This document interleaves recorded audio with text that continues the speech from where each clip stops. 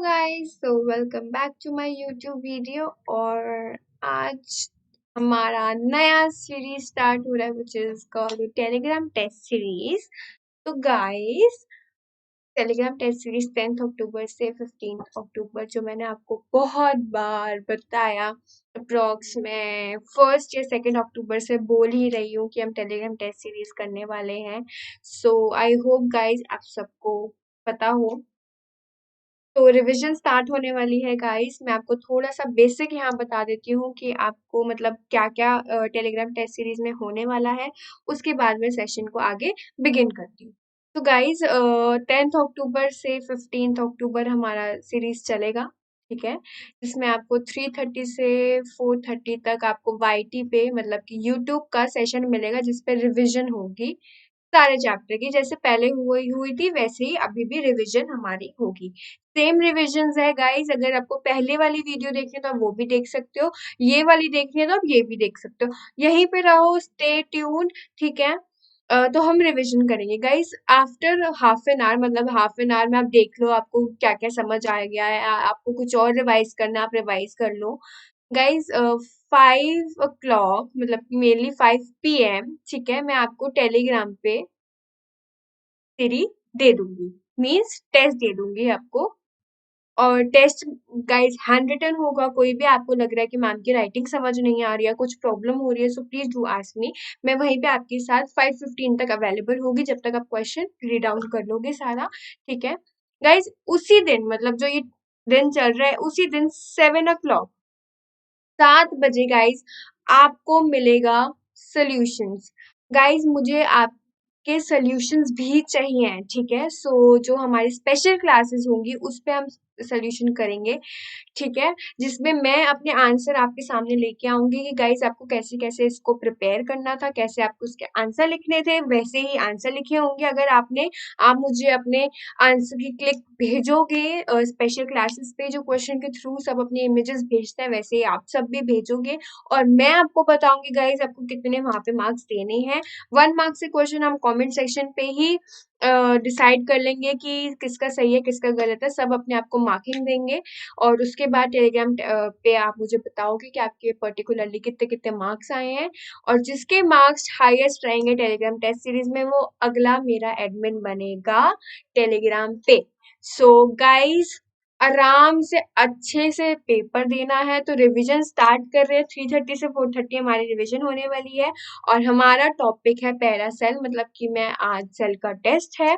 तो it's called a surprise test, क्योंकि मैं सेशन नहीं बताने वाली कि मैं कौन सा टेस्ट देने वाली हूँ। मैं सिर्फ आपको यहाँ पे रिवीजन करवाऊंगी।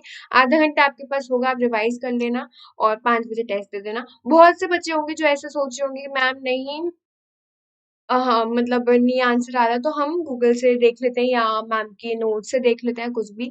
गाइस कोई फायदा नहीं है, आप ही का ही नुकसान होना है उसमें। अगर आपको ऐसे कर करके मार्क्स लेकर आने तो आप कर सकते हो, लेकिन जब पेपर में बैठने जाओगे तो आप नहीं कर पाओगे। तो जो आता होगा वही करना, कोई चीटिंग वीटिंग के दिमाग में मत रहना, ठीक है। तो नॉर्मल टेस्ट सीरीज है गाइस। और मैं चाहती हूँ कि आप सब बच्चे, जो जो बच्चे यहाँ पे मुझे देख रहे हैं, please please please Telegram join कर लो और टेस्ट सीरीज के लिए तैयार रहना। 5 दिन की टेस्ट सीरीज है गाइस, आपके हाफ ईयरली एग्जाम्स के लिए भी रेडी हो जाओगे आप, ठीक है। तो स्टार्ट करते हैं आज का session with the introduction of the plus platform and about my self.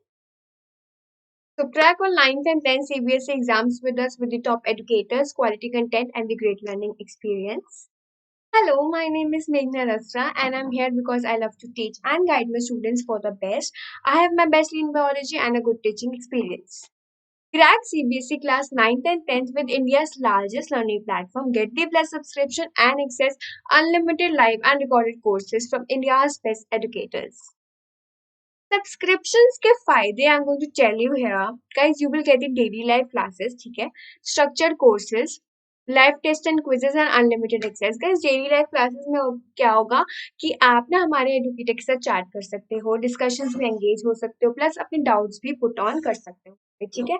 Answers and poles भी हुआ करेंगे जब हमारे क्लास में ऑब्जेक्टिव क्वेश्चंस यूजुअली जो होते हैं उसमें आंसर एंड पोल्स हुआ करेंगे। स्ट्रक्चर्ड कोर्सेज में ये होगा गाइस, आपके सारे जो कोर्सेज होंगे वो स्ट्रक्चर्ड होंगे इन लाइन में विद योर एग्जाम सिलेबस, जिससे आप बेस्ट टू बेस्ट वहाँ पे प्रिपेयर कर सको। लाइव टेस्ट एंड क्विजेस होंगे गाइस, जिसमें हम आपकी प्रिपरेशन को इवैल्यूएट करेंगे by taking regular mock test, ठीक है। और हम उसके बाद एक प्रॉपर एनालिसिस बना सकते हैं आपकी परफॉर्मेंस का कि आप कितना वहाँ पे प्रिपेयर्ड हो। Okay, last but not the least, unlimited access. Guys unlimited access में ये होता है, एक बार सब्सक्रिप्शन लेने के बाद आपके पास यहाँ पे सारे एक्सेस हो जाते हैं हमारी सारी लाइव वीडियोस देखने का, प्लस हमारी लाइव वीडियोस को रिकॉर्ड भी करने का। तो गाइज हमारे एजुकेटर्स यहाँ पे है प्लस प्लेटफॉर्म के, जो बहुत ही अच्छे बैकग्राउंड से आते हैं, प्लस इनका टीचिंग एक्सपीरियंस बहुत अच्छा होता है गाइज। सो आज के आज ही सब्सक्राइब कर लो, बहुत सारे इसके फायदे हैं गाइज जो मैं ऑलरेडी आपको बता चुकी हूँ। सिलेबस हमारे पास सारे टाइप के हैं, mathematics, social science, Hindi, science and English. तो गाइज सब्सक्रिप्शन लेने के लिए क्या करना है मैं बताती हूँ। सो गाइज आपको अनअकैडमी लर्निंग ऐप को डाउनलोड करना है फ्रॉम द ऐप स्टोर और द प्ले स्टोर, जो भी फोन यूज आप कर रहे हो, लाइक द iOS और द एंड्रॉइड रिस्पेक्टिव। तो गाइस आपको यहाँ पे सब्सक्रिप्शन प्लान दिख रहा होगा क्लास 9, 10th, 11th, 12th का एंड 10th, 11th, 12th का, which is accordingly same. But मेरे जो क्लास 9 के स्टूडेंट्स हैं, so I am going to tell you here about this. तो गाइस अगर आप सब्सक्रिप्शन प्लान लेते हो 1 मंथ का, ओके, 1 मंथ, तो गाइस 1 मंथ में आपको कोई ऑफ नहीं है, आपको डायरेक्ट 2250 रुपीज भरने पड़ेंगे, ठीक है। बट गाइस चलो मैं इसको बाद में बताती हूँ। 6 मंथ्स में अगर आप 6 मंथ्स का सब्सक्रिप्शन प्लान लेते हो, आपको यहाँ पे 33% का ऑफ मिलता है और आपको यहाँ पे 9000 रुपीज पे करने पड़ता है, ठीक है। जैसे जैसे गाइस आप मंथ इंक्रीज करोगे ना, वैसे वैसे वहां आपके ऑफ बढ़ते लाएंगे। You can see in 48 months 67% off मिल रहा है गाइस आपको यहाँ पे, और आपको ऑल ओवर 36,000 रुपीज पे करने पड़ते हैं, ठीक है। गाइस मेनली ये होता है कि मेरे लिए बेस्ट प्लान मुझे 12 मंथ्स का लगा, विच इज 1 ईयर अप्रोक्स, ठीक है। तो 50% आपको यहाँ पे ऑफ मिलता है और आपको सिर्फ 13,500 रुपये मीन्स 13,500 रुपीज पे करने पड़ते हैं, विच इज ओके, कोई प्रॉब्लमेटिक वाली चीज नहीं है यहाँ पे, ठीक है। सो गाइज आप मेरा प्रोमो कोड यूज कर सकते हो, like my promo code is Meena MEGHNA। मेरा प्रोमो कोड यूज करके आपको यहाँ पे 10% का एक्स्ट्रा डिस्काउंट मिल सकता है, ठीक है। सो गाइज यहाँ पे आपको ऑफ तो नहीं है, लेकिन 10% का ऑफ मिल सकता है अगर आप मेरा प्रोमो कोड यूज करते हैं तो। गाइज स्पेशल क्लासेस ज्वाइन करो, which is all also free of cost, उसमें कोई आपको पैसे नहीं भरने हैं, ठीक है। स्पेशल क्लास ज्वाइन करके आप किसी भी एडुकेटर का आप स्पेशल क्लास देख सकते हैं फॉर एन डेमो क्लास, कि आप पढ़ रहे हो और आपको पे नहीं करना है या आपको बाद में जाके पे करना है, तो आप उसके लिए स्पेशल क्लासेस को ज्वाइन कर सकते हो। लेकिन वो रही बात की बात, अभी स्पेशल क्लासेस को ज्वाइन करना ही करना है, क्योंकि सोल्यूशंस तो स्पेशल क्लासेस पे ही मिलेंगे ना गाइज। तो please guys Telegram test series चालू हो रही है, तो प्लीज प्लीज प्लीज कोई शफल अप मत करना, आराम से इसको करना, ठीक है। So guys then you can proceed to pay. Okay, so guys हम टेलीग्राम पे ऑब्वियसली अवेलेबल है ही हैं, तो download the Telegram app, type the link in the URL and click on join. और गाइस लाइव चैट पे आप अगर होते हो और अगर बाय चांस मैं नहीं होती हूँ, तो प्लीज गाइस आप जब लाइव खत्म हो जाती है, आप मुझे कमेंट करके बता दिया करो क्या प्रॉब्लम आ रहा है, क्या डाउट आ रहा है। और दूसरी बात, अगर आपको मेरी टेलीग्राम की आईडी चाहिए for joining up my channel, so आप मुझे आफ्टर लाइव सेशन आप मुझे यूट्यूब पे कमेंट में मैसेज कर देना, हम टेलीग्राम आईडी मैं आपके मैसेज का रिप्लाई करके लिंक कर दूंगी आईडी को, और आप वहां से हमारी टेलीग्राम आईडी को ज्वाइन कर सकते हैं। ओके गाइस, तो let's begin topic wise revision of chapter the fundamental unit of life, which is also mainly called as the cell। तो हम सेल की यहाँ पे चैप्टर वाइज रिविजन करने वाले हैं, सो कर देते हैं start. Okay okay, cell theory in detail. Guys सबसे पहला क्वेश्चन ही यही आता है सेल थ्योरी के बारे में, जो पूछ लेते हैं। तो साइंटिस्ट ईयर, गाइस मैं आपको ना सब कुछ बताने वाली हूँ। साइंटिस्ट मतलब, एक मिनट रुक जाओ, take another pen. Okay guys देखो, scientist year, discovery, how, when, why, where, ये क्वेश्चन के टाइप्स होते हैं गाइस साइंस के अंदर, स्पेशली इस चैप्टर के अंदर। साइंटिस्ट का ईयर, साइंटिस्ट कौन सा था, ईयर कौन सा था, डिस्कवरी क्या की थी, उसने कैसे डिस्कवरी की थी, क्यों की थी, कहाँ की थी, कब की थी। Oh my God, it's so confusing no, पर ठीक है, इसको ऐसे ही करना है गाइस। ये सारे जो क्वेश्चंस आते हैं निकल निकल के आते हैं, मैं नहीं चाहती आपका एक भी क्वेश्चन वहाँ पे गलत हो। मैं नहीं चाहती गाइस बिल्कुल भी। मैं चाहती हूँ कि आपके सबके बहुत अच्छे-अच्छे मार्क्स आए और सब मेरे एक टेलीग्राम ग्रुप के एडमिन बने, ठीक है? तो प्लीज़ गाइस ध्यान से सोच के पेपर को करना। सारे क्वेश्चंस प्रॉब्लम अगर हो मुझसे पूछ लेना और सारे क्वेश्चंस बहुत अच्छे से अटेम्प्ट करना गाइस। एक भी अगर अभी भी डाउट लग रहा हो तो प्लीज़ पूछ लेना। आंसर तो नहीं बताऊँगी, लेकिन हाँ, अगर क्वेश्चन समझ नहीं आया तो क्वेश्चन को ब्रीफली करके आपको बता दूँगी और प्लीज़ ट्राई करना। वैसे तो मैं फुल्ली ट्रस्ट भी नहीं कर सकती गाइस, क्योंकि मुझे नहीं पता आप क्या कर रहे हो घर पे, लेकिन इतना ट्रस्ट है, एक जो स्टूडेंट और टीचर का बॉन्ड होता है, बस वो ट्रस्ट है मेरा और आपके बीच में कि आप चीटिंग नहीं करोगे और फुल्ली अपनी मेहनत से पेपर दोगे, ठीक है? तो ओके, सो इन 1665 हमारे 1665 से ये चीजें स्टार्ट होने लग गई थी ना। तो 1665 से scientist Robert Hooke coin the term cell, उसने सेल को कॉइन किया था for the box like structures, छोटे छोटे बॉक्स लाइक स्ट्रक्चर्स थे। ही ऑब्जर्व, उसने कभी ऑब्जर्व किया था व्हेन व्यूइंग कॉक tissues through a cell design microscope. का सेल डिजाइन माइक्रोस्कोप लिखना मत भूलना, मैं इसको मतलब काफी बार बोल चुकी हूँ, ठीक है? उसके बाद लेट 1830s में मैथ्यूस कैल्डियन बोटानिस्ट था, थोडस एक्वान थियोलॉजिस्ट है, ये दोनों थे। Were studying tissues and propose the cell theory. Cell theory propose की थी, दो पोस्टुलेट्स दिए थे। क्या दो पोस्टुलेट्स थे? That all living cells are composed of one और मोर सेल्स और cell is the basic unit of life. ये दो उसने पोस्टुलेट्स दिए थे। ओके, आफ्टरवर्ड्स रुडोल्फ फर्क्यू जो था हमारा, उसने क्या स्टेट किया था? ओमिना सेलुला ई सेलुला, all cells arise from the pre existing cells, ठीक है? और सेल्फ डिजाइन माइक्रोस्कोप का एक और क्वेश्चन था यहाँ पे। सेल्फ डिजाइन माइक्रोस्कोप का कौन सा माइक्रोस्कोप था? तो गाइस कंपाउंड माइक्रोस्कोप था, ये भी पूछा जा सकता है। मैं वैसे आपको to be very honest, paper बन चुका है, ऐसा भी नहीं है, बट पूरा नहीं बना है गाइस। पेपर अभी आधा ही बनाया है मैंने, बट मुझे सिर्फ इतना पता है कि I hope guys, seriously I hope कि कोई भी ऐसा क्वेश्चन ना हो जो आपको ना आता हो। मेरे को बस इस चीज का प्राउड फील करवा देना कि मैम ने हर एक क्वेश्चन मुझे हमें करवाया हुआ है। ऐसा एक भी क्वेश्चन नहीं था जो मैम ने नहीं करवाया। गाइस कॉर्क को अच्छे से पढ़ना। कॉर्क से रिलेटेड मैंने पिछली बार भी टेलीग्राम टेस्ट सीरीज में 1 मार्क में भी, 2 मार्क में भी, 3 मार्क में भी, तीनों में क्वेश्चन पूछे थे। अगर किसी को बहुत अच्छे से याद हो, जिन्होंने टेलीग्राम टेस्ट सीरीज को फॉलो किया हो, उनको बच्चों को अच्छे से याद होगा कि मैम ने काफी बार कॉर्क से रिलेटेड क्वेश्चन पूछा था। और मैं ये नहीं कह रही अभी भी पूछा है या नहीं पूछा है, आई डोंट नो, क्योंकि मैं पेपर डिस्क्लोज नहीं करने वाली हूँ, बट ऐसा एक भी क्वेश्चन नहीं होना चाहिए जो तुम्हें ना आता, प्लीज। मैं बहुत ट्रस्ट कर रही हूँ आप सब पर। मैं चाहती हूँ इस बार का जो टेस्ट सीरीज है वो बहुत अच्छा जाए। सीरियसली अगर मैंने आपके साथ मेहनत की है तो मुझे थोड़ी सी मेहनत आप दिखा दो, ठीक है? सो इन 1665 साइंटिस्ट रॉबर्ट हुक ने कॉइन किया था टर्म सेल को। कैसे? उसने सेल्फ डिजाइन माइक्रोस्कोप से किया था। उसका सेल्फ डिजाइन माइक्रोस्कोप जो था वो कंपाउंड माइक्रोस्कोप था। 1830 में मैथ्यूस कैलियन था जो बोटानिस्ट था और थोडस एक्वन था जो जियोलॉजिस्ट था। इन दोनों ने आके टिश्यूज पढ़ रहे थे साथ में, तो उन्होंने दो पोस्टुलेट्स दिए थे कि सारे जो लिविंग थिंग होती है वो सेल के बने हुए होते हैं, सेल जो होता है वो बेसिक यूनिट होता है सेल लाइफ का, ठीक है? आफ्टरवर्ड्स रुडोल्फ फर्क्यू एकदम से पिक्चर के अंदर आ गया और उसने क्या स्टेट किया? दैट ओमिना सेल्ला ई सेल्ला, मतलब कि सारे सेल्स जो है वो एक पुराने सेल से बनते हैं। Like all new cells originate from the pre existing cells. तो is that clear? Cell theory in detail यही आता है mainly.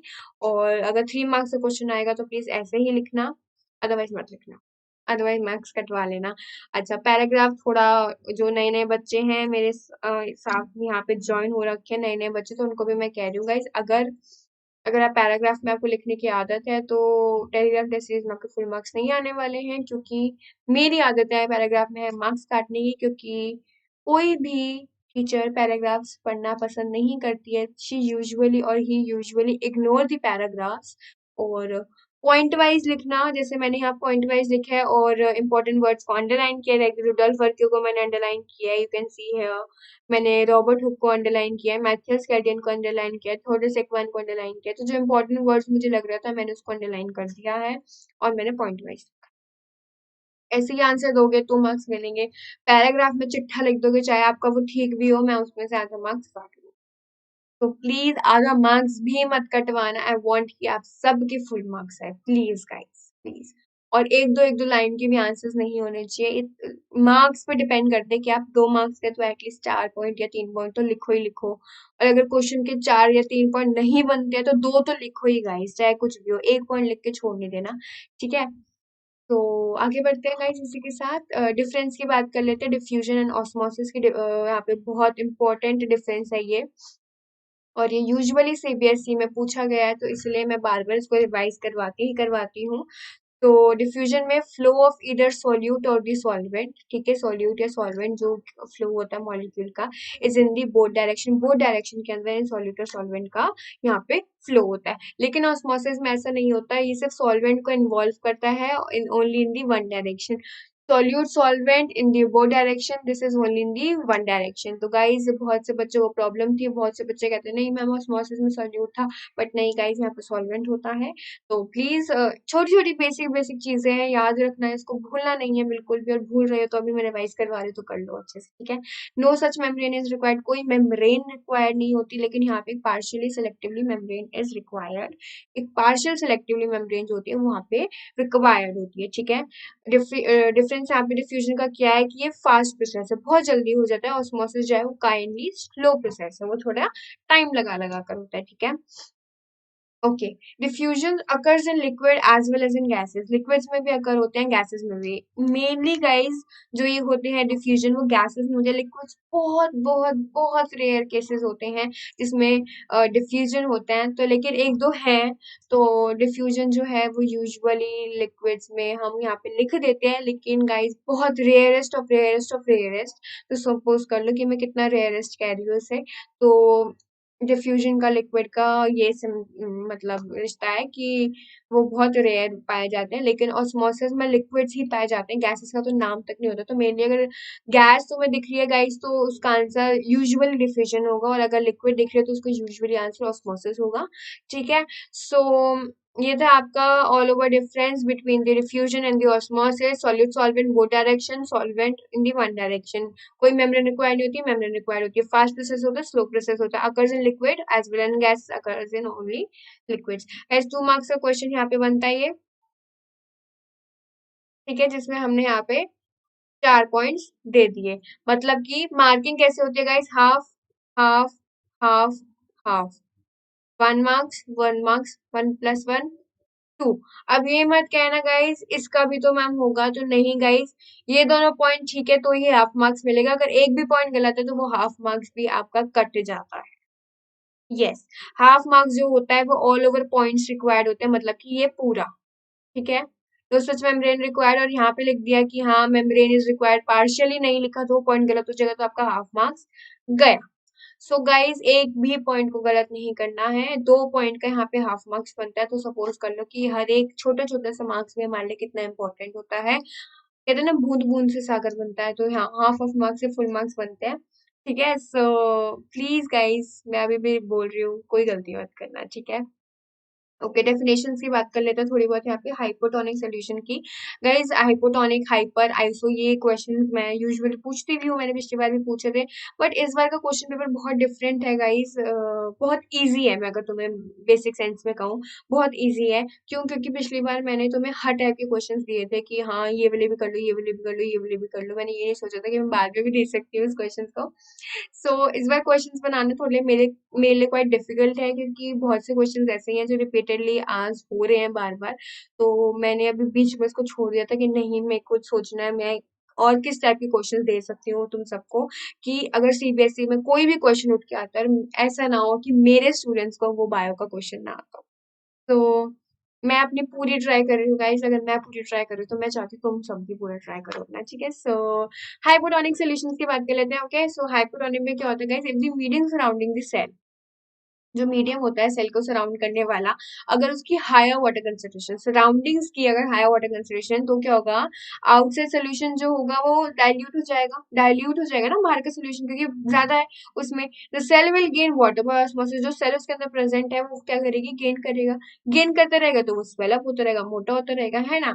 More water will come into the cell, obviously बात है ज्यादा पानी आता रहेगा, then will leave as the water molecule is free to pass, the cell will be swell.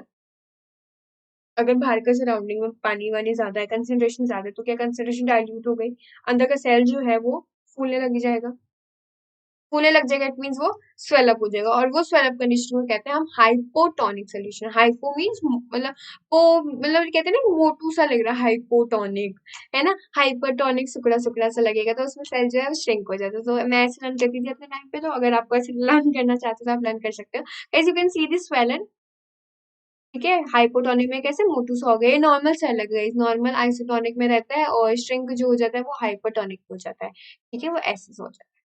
तो हाइपोटोनिक, आई होप गाइस आपको समझ आ गया होगा हाइपोटोनिक सॉल्यूशंस का यहाँ पे क्या मतलब है। ओके, आइसोटोनिक और हाइपोटोनिक में दोनों की फोटो आपको दिखा चुकी हूँ, तो मैं सिर्फ यहाँ पे आपको सिर्फ डेफिनेशंस पढ़ाऊंगी, क्योंकि मैं बिल्कुल भी टाइम वेस्ट नहीं करना चाहती गाइस। हम क्विक रिविजन कर रहे हैं तो क्विक रिविजन को ही करते हैं, कुछ इसके अंदर घुसना भी नहीं है इतना डीपली, ठीक है। कोई भी डाउट हो तो गाइस पूछ लेना, लेकिन 5 o'clock से पहले पहले, ठीक है। So yeah, isotonic solutions, if the medium has exactly the same water concentration as the cell, अगर same water concentration रहती है सेल की तरह ही, मीडियम का भी means जो सराउंडिंग जो है सेल को और जो सेल है उन दोनों की अगर कंसेंट्रेशन दोनों की सेम रहती है, तो वहां पे कोई मूवमेंट ही नहीं होगी वाटर की, there will be no net movement of water, no net movement of water across the cell membrane, the cell will stay the same size, जो वो पहले था वैसे उसी साइज का रहेगा आइसोटोनिक सोल्यूशन में। समझ आ रहा है गाइस? अगर आ रहा हो तो please hit the bell icon, plus the like button also. Okay, so isotonic solutions में यही होता है गाइस, मेनली कोई नेट मूवमेंट नहीं होता वाटर का वहाँ पे, सेल मेम्ब्रेन में दोनों की जो कंसेंट्रेशन होती है वो सेम रहती है, इसलिए साइज जो है वो सेल का सेम रहता है। Okay, next is the hypotonic solution. Hypotonic solution is also very important. अच्छा, हाइपोटोनिक में क्या होता है, if the medium has a lower concentration of water, अगर लोअर कंसंट्रेशन ऑफ वाटर है मीडियम का तो क्या होगा, सेल जो है वो usually that it is very concentrated माना जाएगा। पहले हम क्या मान रहे थे, डाइल्यूट मान रहे थे। अच्छा गाइस, डाइल्यूट जो है हम तब मानते हैं जब कंसंट्रेशन ज्यादा होती है, ठीक है, और कंसंट्रेटेड कब मानते हैं, जब सोल्यूशन कम होती है, ठीक है।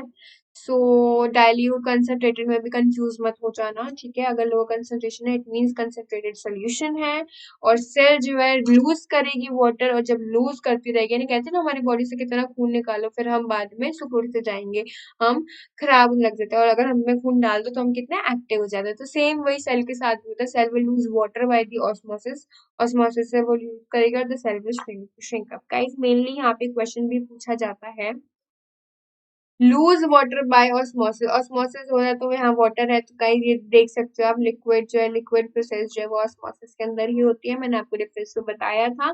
गैसेस की कोई भी प्रोसेस होगी तो उसमें डिफ्यूजन इन्वॉल्व होगा, ऑस्मोसिस इन्वॉल्व इट मीन वो लिक्विड की बात कर रहे हैं, and water is also a liquid, ये तो पता ही है ना गाइस, वाटर तो लिक्विड होता है। तो ये था आपका डेफिनेशंस मेनली जो पूछे जा सकते हैं, और यूजुअली पूछे जाएंगे भी। अब मैं ये नहीं कह रही मेरे पेपर में पूछे जाएंगे, किसी में भी पूछे जा सकते हैं, ठीक है गाइस। सो ये था आपका डेफिनेशंस, आगे बढ़ते हैं। एंडोसाइटोसिस, जिंदगी में कभी क्वेश्चन छोड़ के मत जाना, सीरियसली। और अगर ये क्वेश्चन आपसे पूछा जाएगा पेपर में या नहीं, आई डोंट नो, अगर पूछा गया, चाहे वो मेरे पेपर में, चाहे वो सीबीएसई के पेपर में, जो भी आप देने वाले, और जो आईसीएसई के बच्चे मेरे साथ जुड़े हुए हैं वो भी, अगर ये क्वेश्चन पूछा जाएगा डायग्राम बनाकर आना है, अदरवाइज क्वेश्चन को मैं देखूंगी भी नहीं।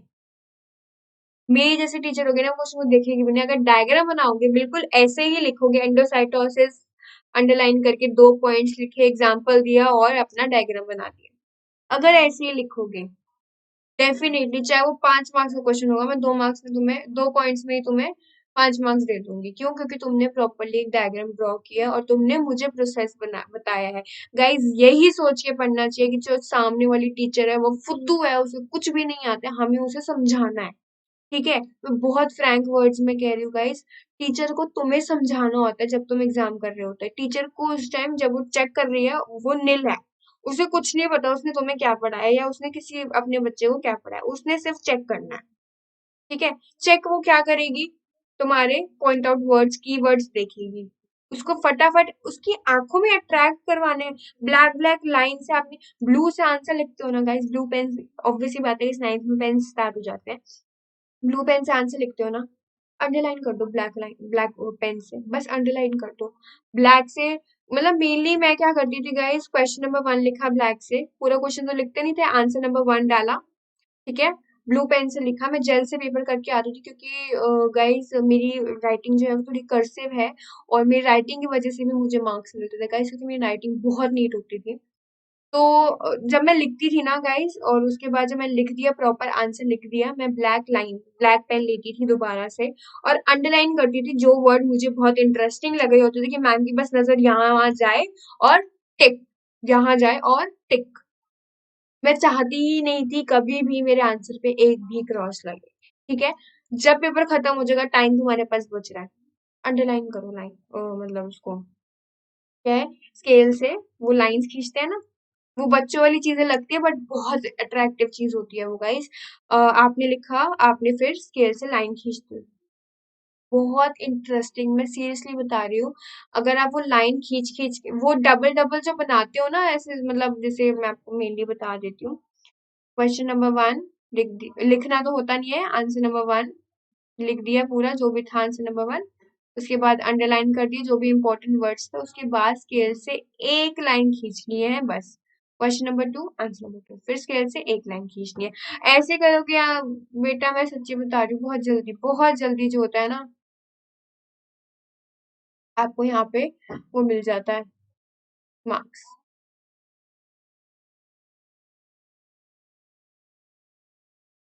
तो ठीक है, चलो फिर कर लेते हैं एंडोसाइटोसिस। ये मैं सीबीएसई के बता रही थी, मेरे पेपर में अंडरलाइन करोगे नहीं करोगे चलेगा गाइस, मेरे को इतना वो नहीं है, बट थोड़ा सा नीट वर्क करके आना, नीट के लिए भी थोड़ा सा ना, अगर कुछ कुछ करके आ जाओगे, बेशक तुम्हारा आंसर ठीक होगा, वो टीचर इरिटेट होके कहेगी जा, मैं नहीं दे रही मार्क्स, ठीक है। तो उसका मूड खराब नहीं करना है, उसका मूड, बल्कि यार उसको तो अच्छे से आपको ट्रीट करना है यार, इसमें मार्क्स देने हैं, ठीक है। सो उसको अच्छे से ट्रीट करना गाइस, ठीक है। Okay, the plasma membrane is flexible होती है plasma, and made up of organic molecules called the lipids and the protein, lipids और प्रोटीन से बने हुए होते हैं, ठीक है। सो गाइस मेनली क्या होता है, फ्लेक्सिबिलिटी बहुत मैटर करती है, फ्लेक्सिबिलिटी ही की वजह से, जो फ्लेक्सिबिलिटी होती है प्लाज्मा मेम्ब्रेन की, वो बहुत मैटर करती है, उसी की वजह से वो अपने आप को ढाल लेती है, और फिर वो सेल, मतलब खाने को अंदर ऑब्जॉर्व कर पाती है। The flexibility of the cell membrane also enables the cells to engulf in food and other material from its external environment से लेती है, और वो engulf करने की कोशिश करती है, such process are known as the endocytosis, example as the amoeba। So guys, ये आपका पूरा अमीबा है, ठीक है, ये उसका अंदर का न्यूक्लियस है, ये है आपका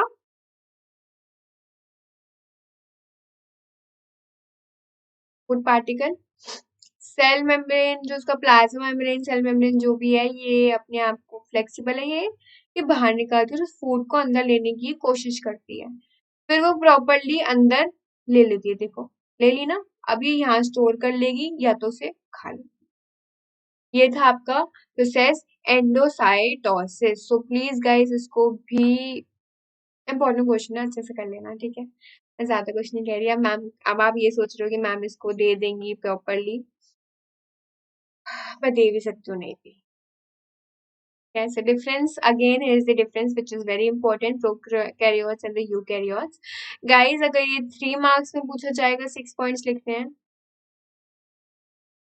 ठीक है, और अगर 2 marks में पूछा जाएगा तो 4 points लिखने हैं, ठीक है। ऐसे ही करने हैं, अदरवाइज मत करके आना। मैंने यहाँ पे 3 पॉइंट्स ही लिखे हैं क्योंकि मैंने सिर्फ नॉर्मल समझाने के लिए किया, मैं सारे पॉइंट्स अभी बताना भी नहीं चाहती, बताने लग गई तो बहुत गलत हो जाएगा, ठीक है। सो यार ऑब्वियसली मैं अभी सारे आंसर्स नहीं डिस्कस करना चाहती हूँ, और आप सबको मैंने करवाया हुआ है, ऐसी बात नहीं है, पॉइंट्स आप भी बना सकते हो, मैंने सिर्फ 3 ही दिए हैं जो कि मुझे बहुत इंपॉर्टेंट लगता है, और ये 3 पॉइंट्स तो डिफरेंस में होने ही होने चाहिए, ठीक है। So organisms who lack a nuclear membrane are called the prokaryotes, क्यों लैक करते हैं वो भी बता देते हैं, थोड़ा सा कर लेते हैं। प्रो, ओल्ड और प्रिमिटिव, ये मतलब होता है गाइस इसका, and you means the new होती, तो ठीक है। तो organisms who lack a nuclear membrane, obviously बात है ओल्ड टाइप की चीजें होती हैं, तो मैंने आपको पहले भी फोन का एग्जांपल दिया था, अभी नोकिया का फोन खड़ा कर दूं और यहाँ एप्पल का फोन खड़ा कर दूं, तो सपोज करो गाइज, नोकिया में वो फीचर्स नहीं होंगे जो एप्पल में है। नोकिया में टच का फीचर नहीं है जो हर एक एंड्रॉयड या आईओएस के स्मार्टफोन में है। तो गाइज ये चीज भी होती है कि अगर आपको जितनी भी प्रॉब्लम्स आती है वहां पे, जैसे कि नया फोन है और जो पुराना फोन है, तो ये चीज भी देखो गाइज, जो ओल्ड हो जाती है ना चीज, उसमें से बहुत सारी चीजें जो है लैक होने लग जाती है।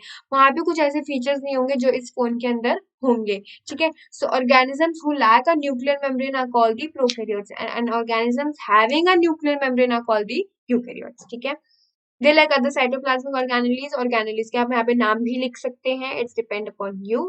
ठीक है, यूकैरियोट्स में they have all the organelles present, वहां पे सारे ऑर्गेनेलीज जो होते हैं वो प्रेजेंट होते हैं। ओके, द क्लोरोफिल कहाँ से एसोसिएटेड होते हैं प्रोकैरियोट्स के अंदर? मेम्ब्रेनियस वेसिकल से, which is bag like type structures. ठीक है, the chlorophyll in the photosynthetic eukaryotic bacteria, ये किससे एसोसिएट होता है? प्लास्टिड से एसोसिएट होता है। प्रोकैरियोट्स एंड दी यूकैरियोट्स, ये था हमारा difference between the prokaryotes and in the eukaryotes. ठीक है, आई होप समझ आ रहा हो गाइस आपको। रिवीजन क्लास है, आराम से ठंडा दिमाग करके बैठना और फिर एग्जाम देना। Endoplasmic reticulum, which is also very important as usual। अब हम ऑर्गेनेलिज की बात कर ही रहे हैं, तो गाइस रेटिकुलम्स को कैसे भूल सकते हैं? माइटोकॉन्ड्रिया, वैक्यूल्स, प्लास्टिड, सब कुछ इंपॉर्टेंट है गाइस। ठीक है, सो कर लेते हैं। It looks like long tubules or round or oblong bags, you can see here। Endoplasmic reticular similar structure to the plasmic, obvious सी बात है, प्लाज्मा मेम्ब्रेन की तरह दिखते हैं ये। टू टाइप्स के सेल्स होते हैं यहाँ पे, लाइक दी मतलब ईआर के ही टाइप्स होते हैं, SCR and the RER, which is also known as smooth endoplasmic reticulum and the rough endoplasmic reticulum. So या, या varies greatly in experience in different cell systems, obvious सी बात है, बहुत अलग अलग उनके अपीयरेंस होते हैं, बहुत अलग अलग वैरी करते हैं। ठीक है, मेन फंक्शन क्या है एंडोप्लाज्मिक रेटिकुलम का? Main function is to serve as the channel for the transport of material, also function as the cytoplasmic framework, providing a surface for some of the biochemical activities of the cell. बहुत से biochemical activities हो रही है cell के अंदर, जो कि किसकी वजह से हो रही है? एंडोप्लाज्मिक रेटिकुलम की वजह से हो रही है, क्योंकि वो मेनली फ्रेमवर्क प्रोवाइड करवा रहा है। ठीक है, एक फ्रेमवर्क प्रोवाइड करवा रहा है, उसकी वजह से हमारे यहाँ पे मेन फंक्शंस जो है एंडोप्लाज्मिक रेटिकुलम की वजह से हो रहे हैं, जो भी सेल के लिए नेसेसरी है। तो एंडोप्लाज्मिक रेटिकुलम का यही था, डायग्राम भी पूछा जा सकता है, मैं ये नहीं कहूंगी कि क्यों नहीं, मतलब क्यों पूछा है। सो बस बता देना गाइस, डायग्राम्स भी पूछ सकती हूँ मैं। आई नो ये थोड़ा ऑकवर्ड सिचुएशन हो जाएगी, तो मैं डायग्राम्स पूछूंगी। मैं भी बता रही हूँ, मैं डायग्राम्स पूछ सकती हूँ। मैं आपको डायग्राम स्पेशल क्लास पे बना के तो नहीं दिखाऊंगी, लेकिन हाँ आपके सामने डायग्राम रख दूंगी और सबके डायग्राम देखना चाहती हूँ। तो गाइस डायग्राम्स थॉरोली रिवाइज कर लेना, थॉरोली जिसे कहते हैं। मैं लेबलिंग नहीं, प्रॉपर डायग्राम बनवाऊंगी और सबके डायग्राम्स चेक करूंगी, जिसका मुझे डायग्राम गड़बड़ा लगेगा, मुझे अच्छा नहीं लगेगा, मैं उसको वहां पे डेफिनेटली काट दूंगी। तो चाहे आप मुझे फिर बाद में ये मत बोलना मैम मुझे क्या बोलते हैं डायग्राम्स का इतना नहीं है, मेरी ड्राइंग अच्छी नहीं है। गाइस बायो के डायग्राम्स बनाने के लिए ड्राइंग अच्छी होने की जरूरत भी नहीं है। ठीक है, बहुत से अच्छे ऐसे बच्चे थे, मेरे भी फ्रेंड्स थे जिनकी डायग्राम्स मतलब जिनके ड्राइंग बहुत बेकार थी, लेकिन बायो के डायग्राम्स बन जाते थे, बन जाते हैं। और बायोलॉजी के स्टूडेंट के डायग्राम जरूर बनते ही बनते हैं, अगर आपने सोच लिया है तो। गाइस प्लीज इसको सोच के रखना, मैं डायग्राम जरूर पूछूंगी। अगर पूरा सेशन ले रहे हो तो आपने ये बात सुन भी ली होगी। बस यही फायदा होता है गाइस एंड तक देखने का, कि मैं कुछ ना कुछ ऐसा बता ही देती हूँ जो आप देखो, जो बच्चे पहले यहाँ पे छोड़ के चले गए होंगे ना, उनको नहीं पता होगा कि मैं डायग्राम्स लेने वाली हूँ। तो डायग्राम्स लूंगी गाइस, और डायग्राम में मुझे प्रॉपरली आपका देखना कैसे बनाते हो, और गलतियां बताऊंगी, कुछ कुछ गलती कैसे करनी चाहिए, ठीक कैसे करनी चाहिए उस गलती को। तो या तो एंडोप्लाज्मिक रेटिकुलम इज डन। ठीक है, ये ऑर्गेनेली थी हमारी हो गई है। अब हम करते हैं गोल्गी apparatus को, तो गोल्गी apparatus कर लेते हैं। Okay, was first described by the Camillo Golgi. ठीक है, Okay. Consists of a system of membrane-bound vesicles arranged approximately parallel to each other in stacks called the cisterns. Cisterns में arranged होती है ये, ठीक है. The material synthesizes near the ER is packaged and dispatched to various targets. ठीक है, जो material यहाँ पे synthesize हो रहा है ER के अंदर, ध्यान से सुनना. ईआर के अंदर हमारा एंडोप्लाज्मिक रेटिकुलम के अंदर हमारा क्या मटेरियल से सिंथेसाइज हुई थी, जो वो पैकेजिंग हुई थी ना, जो मटेरियल की सिंथेसाइज हुई थी ना, वो पैकेज कौन करेगा? गोल्गी अपैरेटस करेगा, ठीक है. तो उस गोल्गी अपैरेटस कर रहा है और डिस्पैच हो रहा है वो वेरियस टारगेट्स में inside and outside the cell, ठीक है. फंक्शंस क्या क्या है गोल्गी अपैरेटस के? Include the storage, modification and packaging of products in the vesicles. क्या क्या है? स्टोरेज, मॉडिफिकेशन एंड पैकेजिंग, ये 3 फंक्शंस है गोल्गी अपैरेटस के. तो गाइस फंक्शंस भी पूछे जा सकते हैं, ऐसा नहीं है कि गोल्गी अपैरेटस में ब्रीफ नोट लिख दो और तुम पूरा छाप दो, नहीं ऐसा भी नहीं होता है. कुछ भी क्वेश्चन आ सकता है, कहीं से भी क्वेश्चन आ सकता है, मुझे जो इम्पोर्टेंट लगेगा मैं सब दूंगी और आपको सब करना भी पड़ेगा. तो या अच्छा, इसका एक इम्पोर्टेंट पॉइंट है जो यूजुअली ऑब्जेक्टिव में पूछा गया है. कॉम्प्लेक्स शुगर्स में be made from the simple sugars in the Golgi apparatus. तो ये पूछे जा सकते हैं कन्वर्जन जो होती है कॉम्प्लेक्स की सिंपल में, ये कहाँ पे होती है, ठीक है. ये सिंपल के कॉम्प्लेक्स में ये कन्वर्जन कहाँ पे होती है, तो आपको वहां पे लिखना पड़ता था, गोल्गी अपैरेटस पे टिक करना पड़ता था. और इसका क्वेश्चन जो है मैं यूजुअल थोड़े डीप वे में भी पूछ सकती हूँ कि ये कैसे कन्वर्ट होता है, एग्जाम्पल बताओ मुझे. आई थिंक मैंने आपको एक क्वेश्चन बता दिया है. तो इम्पोर्टेंट है, देख लेना एक बार, कर लेना. अब क्या करना है वो मैं नहीं बताने वाली. तो गोल्गी अपैरेटस के बारे में फिर से पढ़ लेते हैं. कैमिलो गोल्गी ने डिस्क्राइब किया सिस्टर्न्स, पता होना चाहिए सिस्टर्न्स क्या होते हैं. बिल्कुल ही पैरेलली अरेंज्ड होते हैं ये एक दूसरे के साथ. अच्छा, जो मटेरियल ईआर के अंदर सिंथेसाइज हो रहा था वो हम उसको पैकेज कर रहे हैं और डिस्पैच कर रहे हैं अलग अलग टारगेट्स के अंदर सेल में, ठीक है. फंक्शंस क्या है गोल्गी अपैरेटस के? स्टोरेज करना, मॉडिफिकेशन करना और पैकेजिंग करना, ठीक है. कॉम्प्लेक्स शुगर्स जो है वो बनते हैं सिंपल शुगर से, वो उसकी कन्वर्जन भी होती है, वो कहाँ पे होती है? गोल्गी अपैरेटस के अंदर होती है. तो ये चीज भी आपको पता होनी चाहिए. I think it's done. Okay, so आगे बढ़ते हैं guys. Lysosomes, yeah, lysosome is also an important part of the cell organelle. ठीक है, सो लाइसोसोम्स के बारे में भी पढ़ लेते हैं guys. Okay, they are a kind of waste disposal system of the cell. Waste disposal system में गाइस, जैसे जैसे हमारे भी बॉडी के अंदर एक्सक्रीशन होता है ना, वैसे वैसे उनका भी वेस्ट डिस्पोजल सिस्टम टाइप बन रखा है और वो है लाइसोसोम्स, ठीक है. They help to keep the cell clean. हमारी बॉडी भी क्लीन रहती है ना एक्सक्रीशन के थ्रू. एक्सक्रीशन होगी, सारे टॉक्सिक्स जो है वो रिलीज हो गए, हमारा हम क्लीन अप. तो ऐसे ही वो सेल को क्लीन अप करके रखते हैं कौन? लाइसोसोम क्लीन अप करके रखते हैं by digesting any foreign material. Guys यहाँ पे अगर फॉरेन मटेरियल की जगह मैं लिखूं, मैं यहाँ बताती हूँ आपको, मेरी वीडियो शो हो रही होगी. फॉरेन पार्टी मटेरियल की जगह लिखूं मैं पैथोजन या antigen, is one of the same thing.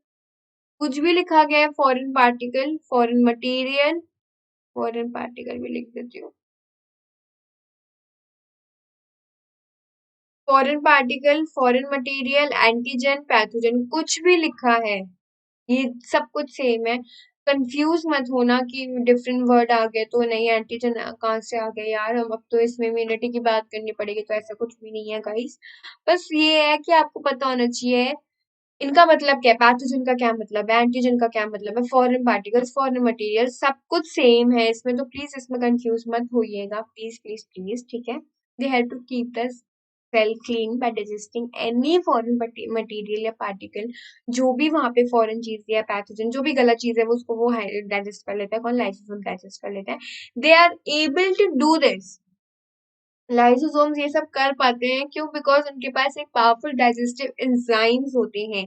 जो पावरफुल डाइजेस्टिव एंजाइम्स होते हैं हम उसको हाइड्रोलिटिक एंजाइम्स भी कहते हैं गाइस. ये यहाँ पे नहीं लिखा हुआ लेकिन मैं आपको बता रही हूँ.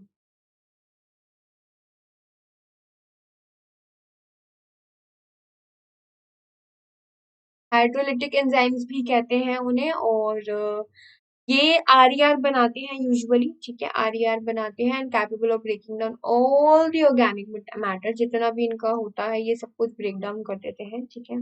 आरईआर बना देते हैं, इनको एडिलिटिक एंजाइम्स भी कहते हैं, पावरफुल होते हैं और ये सब कुछ डाइजेस्ट करने में हेल्प करते हैं। When the cell gets damage, here is the situation guys, अगर सेल डैमेज हो रहा है तो ही ये सिचुएशन बनेगी, अदरवाइज नहीं बनेगी। और ये यूजुअली भूल जाते हैं लोग, तो मैं इनको बार बार याद दिलाती हूँ कि ये कंडीशन है, उसमें उस कंडीशन में हम बोलते हैं कि सुसाइडल बैग्स या लाइसोसोम्स, तो वो क्यों कहते हैं, अगर सेल डैमेज हो जाते हैं गाइस तो लाइसोसोम्स क्या होते हैं, वो बर्स्ट अप हो जाते हैं, ठीक है। अगर सेल डैमेज हो रही है तो लाइसोसोम्स बर्स्ट अप हो जाते हैं और जो एंजाइम्स होता है वो डाइजेस्ट कर देता है, अपने ही सेल को डाइजेस्ट करने लग जाता है। बर्स्ट हुआ तो हाइड्रोलिटिक एंजाइम्स जो होंगे वो अपने ही सेल को डाइजेस्ट करने लग जाते हैं, because they are also known as the suicidal bags of the cells. वो फिर उनको क्या कहलाते हैं, suicidal bags of the cell. तो क्यों कह रहे हैं हम उसको, किस कंडीशन में कह रहे हैं, उस कंडीशन में कह रहे हैं जब सेल डैमेज हो रही है, जब सेल डैमेज हो रही है, जब सेल रिपेयर नहीं हो सकती है, तो उस कंडीशन में लाइसोसोम्स भी जो है वो बर्स्ट अप हो जाएंगे। जब बर्स्ट अप होंगे हाइड्रोलिटिक एंजाइम्स भी इधर उधर फैलेंगे, तो वो क्या करते हैं, उनका काम क्या होता है, मेनली डाइजेस्ट करना फॉरेन पार्टिकल्स। तो उनको लगेगा ये सारे जो पार्टिकल्स इधर उधर है वो सारे फॉरेन पार्टिकल्स है, वो डाइजेस्ट करने लग जाएंगे। तो वो क्या करेंगे, वो अपने अपने ही सेल्स को डाइजेस्ट करने लग जाएंगे, इसलिए वो क्या कहते हैं, suicidal bags of the cell. Lysosome suicidal bags of the cell कहलाया जाता है। अगर ऐसा क्वेश्चन हो तो क्वेश्चन ही गलत है। इन विच कंडीशन और in what condition lysosomes is known as suicidal bags of the cell, ये इसमें आपको लिखना पड़ेगा कि कंडीशंस क्या, और फिर आपको प्रॉपर थ्योरी लिखनी पड़ेगी कि क्यों ऐसा होता है। Done guys, so I hope आपको क्लियर अप हो क्या चल रहा है, क्या करवा रही हूँ मैं, ठीक है। So yes, mitochondria, that's also an important guys. सारे ऑर्गेनेल्स इम्पोर्टेंट है, मैं एक भी नहीं कहूंगी एक भी ऑर्गेनेल को आप बॉयकॉट कर दो या छोड़ दो, सब कुछ इम्पोर्टेंट है। Okay, so here is of the mitochondria. So they are the powerhouse of the cell, known as the powerhouse of the cell. Powerhouse को इनको कहलाया जा सकता है। माइटोकॉन्ड्रिया का भी डायग्राम पूछा जा सकता है गाइस, किसी का भी डायग्राम पूछा जा सकता है, प्लांट्स एनिमल्स का भी डायग्राम पूछा जा सकता है। इतना ध्यान रखना, मेघना मैम ने क्वेश्चन बनाया है, कुछ भी आ सकता है, लेकिन आएगा सेल में से, आएगा वही जो तुम्हें मैंने पढ़ाया होगा, जरूरी नहीं है इस लेक्चर में। जितने भी अब तक मैंने सर के लेक्चर दिए, कुछ तो ऐसा पढ़ाया ही होगा जो तुम्हें आता। तो बस अपने माइंड को स्ट्रॉन्ग करना, पावर जितनी भी अपने दिमाग में डाल रखी है उसको ग्रास्प करना कि हाँ हम ये क्वेश्चन कर लेंगे। पर ऐसा नहीं है गाइस, मैंने आपको क्वेश्चन नहीं करवाऊंगा, डेफिनेटली क्वेश्चन करवाए ही होंगे मैंने।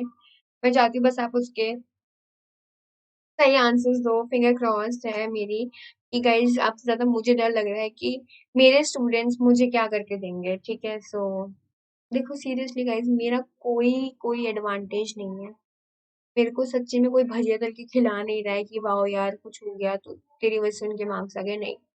मेरे को कोई सीरियस में बढ़ावा भी नहीं देने वाला है कि यार तूने पढ़ाया था, कोई नहीं देने वाला, नथिंग, नो वन।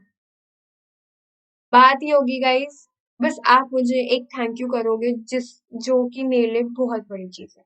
आपने मुझे थैंक यू कर दिया, मेरी मेरी मतलब जो जिसलिए मैं यहाँ पे पढ़ा रही हूँ, मेरा बस वो चीज हासिल हो जाएगी कि हाँ यार मुझे थोड़ी रिस्पेक्ट मिल गई बच्चों से, बस बात खत्म, ठीक है। तो मैं चाहती हूँ आपका मतलब पेपर, चाहे अभी टेलीग्राम टेस्ट सीरीज हो या आपका सीबीएसई का पेपर हो या आपका नीट का पेपर हो या आपका जेई मेंस का पेपर हो, जो भी पेपर, जो भी, दिमाग ना खोल के पेपर देना, सोच समझ के पेपर देना, जो मैंने पढ़ा रखा हो या मैंने भी क्या किसी और टीचर ने जो आपको पढ़ा रखा। केमिस्ट्री का पेपर है, फिजिक्स का पेपर है, मैथ्स का पेपर है, जिसका भी पेपर है अच्छे से आपने पढ़ रखा है, कर लेना। सोचना उस टीचर ने आपको क्या पढ़ाया, कितनी कितनी बार पढ़ाया एक एक चीज को, सेल मैं कितनी बार पढ़ा चुकी हूँ, कितनी बार रिवाइज करवा चुकी हूँ, मैं दोबारा रिवाइज करवा रही हूँ गाइस। आप मेरी जगह बैठे होते तो शायद बोर हो जाते इसी चैप्टर को ले लेके, अरे यार फिर से रिवाइज करवाना पड़ेगा, लेकिन नहीं, मैं पूरी जोश के साथ आपको रिवाइज करवाती हूँ कि मुझे ये लगता है कि कोई भी ऐसी चीज ना हो जो आप सबको नहीं आती, ठीक है। सो प्लीज गाइज, दिमाग खोल के पेपर देना एंड मुझे लेट डाउन मत करना कि आपके मार्क्स कम है, क्योंकि पिछली बार मैं बहुत ज्यादा डिमोटिवेट हो गई थी, क्योंकि एक तो टेस्ट सीरीज में कोई अच्छे से पार्ट नहीं ले रहा था, प्लस आंसर्स अच्छे नहीं आ रहे थे। यूजुअली 5 to 6 स्टूडेंट्स होंगे जो प्रॉपरली मुझे आंसर दे रहे थे, जो मुझे ठीक लग रहा था। उसके बाद मुझे किसी ने सच आंसर्स भी नहीं दिए, तो काइंड ऑफ ऐसा लग रहा था गाइस कि सब कुछ बेकार ही चल रहा है। तो इस बार का टेस्ट सीरीज मेरे को लग रहा है शायद अच्छा हो जाए। So guys please do participate in test series, चाहे आपके अच्छे मार्क्स है चाहे गंदे आए, आपके पास ही रहेंगे। कोई बड़ा चला के आपको नहीं बताने वाला कि क्या मार्क्स आए क्या नहीं, मेरे तक रहेंगे वो मार्क्स। और well, all the best. So yeah, energy required for various chemical activities needed for life is released by the mitochondria in the form of ATP। ATP के फॉर्म में होती है, और ATP क्या होता है गाइस, इट्स एडिनोसाइन ट्राइफॉस्फेट, भी इसको कहलाया जाता है। और ये एनर्जी करेंसी होती है, जो मेनली सारी जो एनर्जी चाहिए होती है हमारी उसको सेल को, तो वो सारी एनर्जी किसके थ्रू मिलती है, माइटोकॉन्ड्रिया के थ्रू मिलती है। एटीपी जो है एनर्जी करेंसी भी कहलाई जाती है। Here is the third point, ATP is known as the energy currency of the cell. ठीक है, या mitochondria the double membrane organelle. ठीक है, outer membrane is very porous and the inner membrane, oh my God, it's I think clear up है ये। Okay,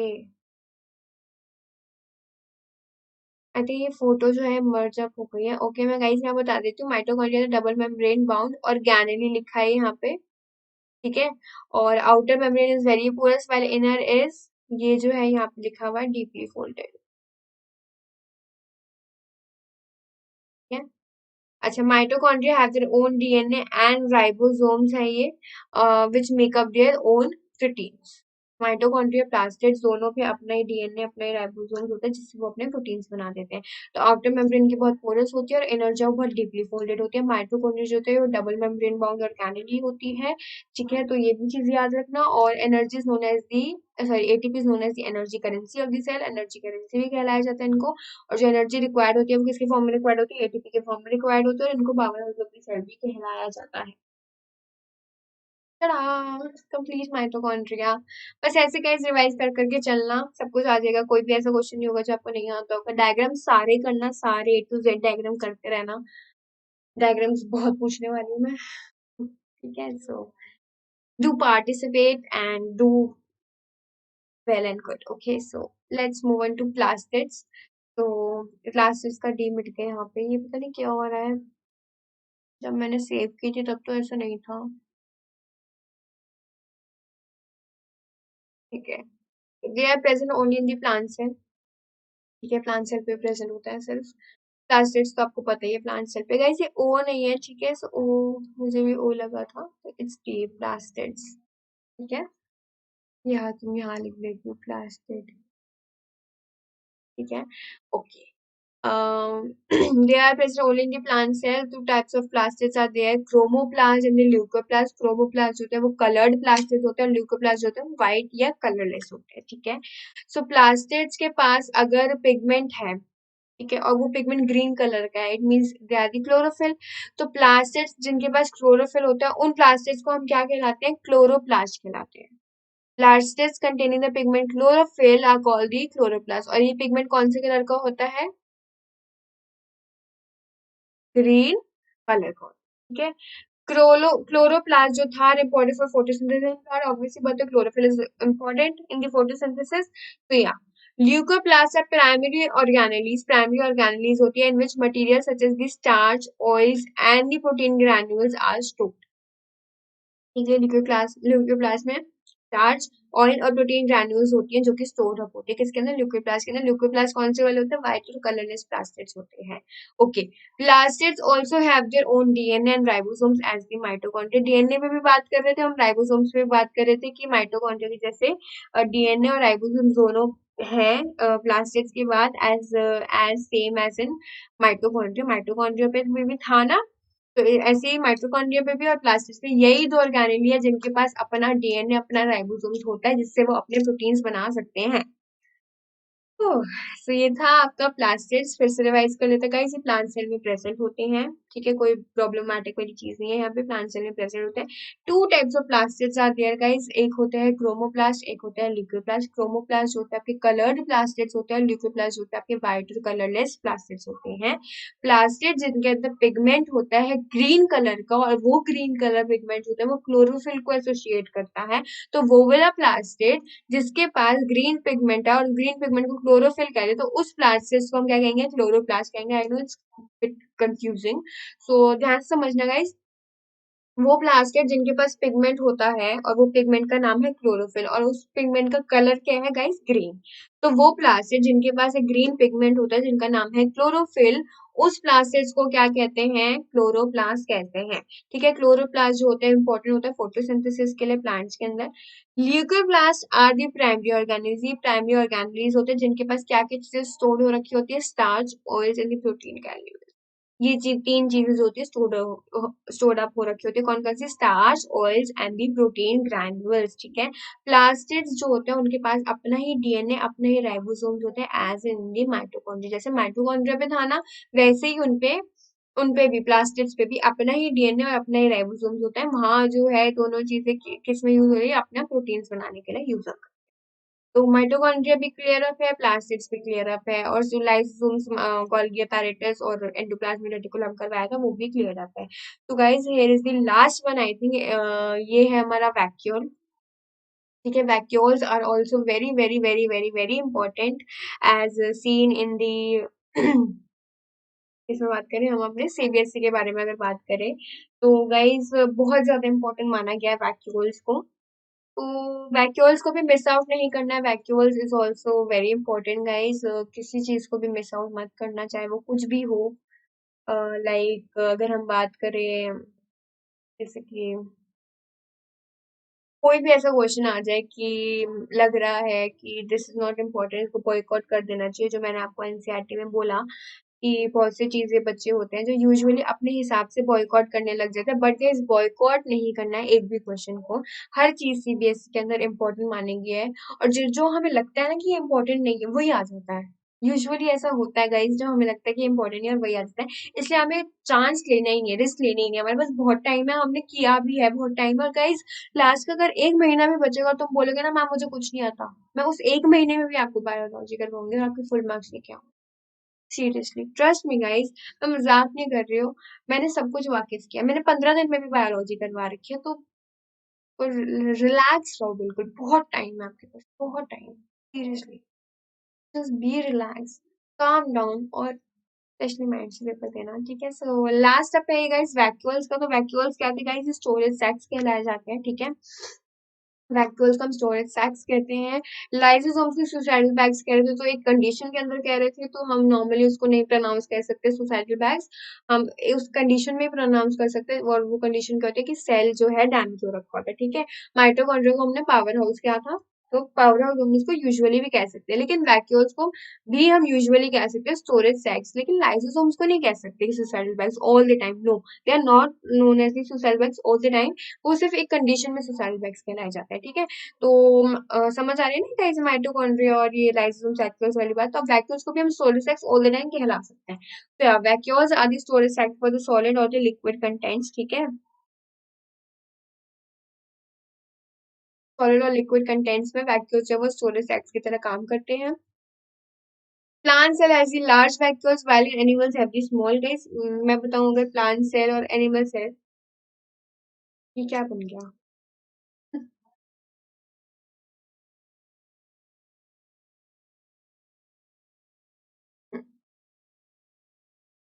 ये plant cell है guys, और ये एनिमल सेल है।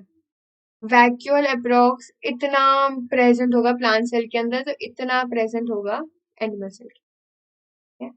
और यूजुअली जितना मैंने देखा है ना, एनिमल सेल में वैक्यूअल ना बीच में प्रेजेंट होता है, या बिल्कुल कोने में, किसी कोने में पड़ा रहता है। ठीक है, तो और बहुत छोटा सा होता है, किसी किसी कंडीशन में एनिमल सेल में तो वैक्यूल्स होते भी नहीं है। तो वैक्यूल्स है, sorry, plant cell has large vacuoles while in animals have the small small, और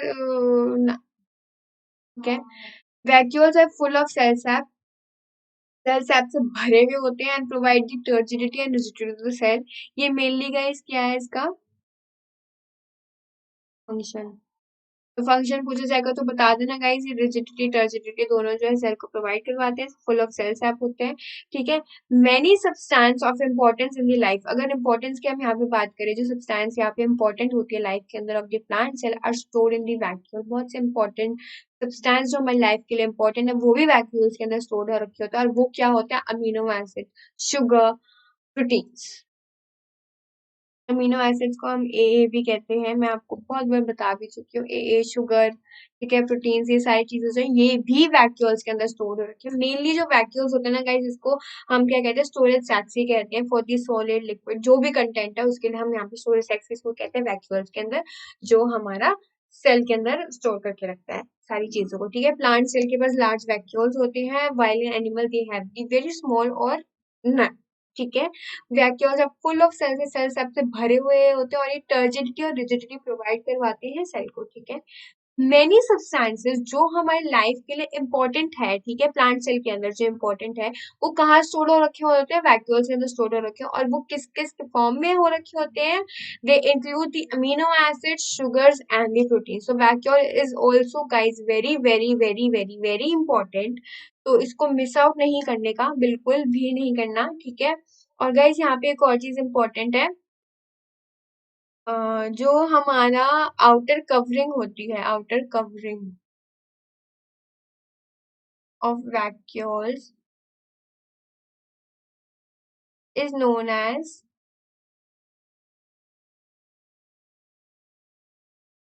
टोनोप्लास्ट। क्या कहते हैं गाइस, टोनोप्लास्ट कहते हैं। और ये आपको शो भी हो रहा होगा, बट ये थोड़ा डायग्राम जो है इधर होना चाहिए था, ये थोड़ा इधर को आ गया, सो आपको टोनोप्लास्ट नहीं दिख रहा होगा, इसलिए मैं आपको बता देती हूँ।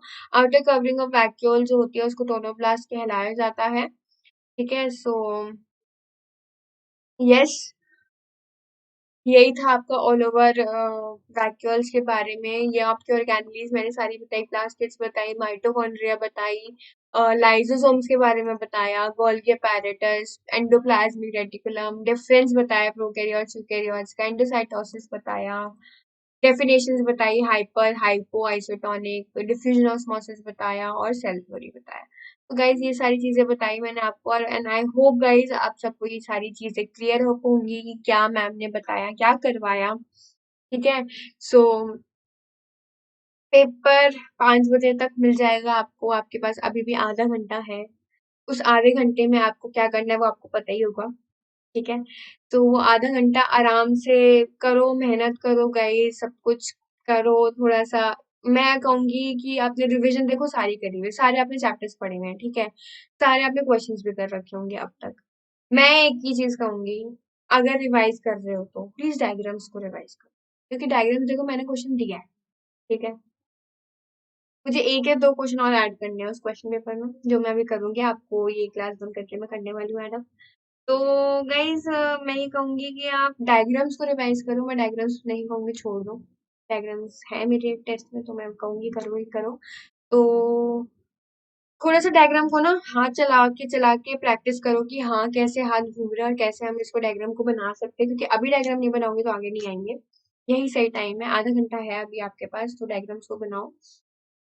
और 5 बजे एग्जैक्ट मैं आपको पेपर दे दूंगी गाइज, एग्जैक्ट 5 o'clock मैं अभी आपको पेपर सेंड कर रही हूँ टेलीग्राम पे, और आप जाओ।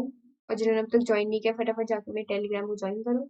ठीक है, मैं पेपर दे रही हूँ और मजा आने वाला है guys. So okay, so guys this is my promo code, use कर सकते हो फॉर सब्सक्रिप्शन प्लान, जो भी आप सब्सक्रिप्शन प्लान ले सकते हो। माय प्रोमो कोड इज मेघना MGHNA। Thank you so much guys for watching of this video. मुझे बहुत अच्छा लगता है आप मेरे को, मेरी वीडियोस को देखते हो, जितने बच्चे देखते हैं मुझे अच्छा लगता है। ठीक है, सो आप यूट्यूब पे कमेंट करके मुझे बता सकते हो अगर आपको कोई डाउट लग रहा है, या टेलीग्राम पे मुझसे पूछ सकते हो, is any doubt and all. ठीक है, hit the bell icon for the notification, notification के लिए बेल आइकन को दबा दो, जिससे मेरी वीडियो और सबसे पहले आपको पता चल जाए। तो please guys go and subscribe up my channel.